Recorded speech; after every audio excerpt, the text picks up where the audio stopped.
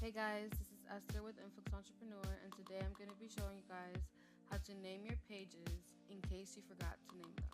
So the first thing you're going to do is go to create website pages and click all pages.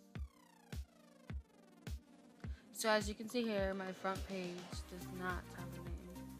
So I'm just going to title it Home, and then I'm going to click Update. Now a different way to do it is if you go on the page itself, so you would view the page. This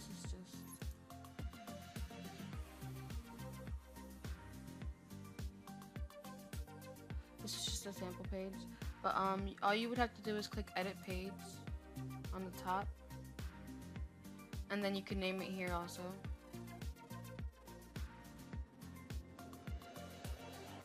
So now let's go back to our page list, and as you can see, the front page is now titled Home, and then I titled the page Sample Page. And there you guys have it. Thank you guys for watching, and I'll talk to you guys soon.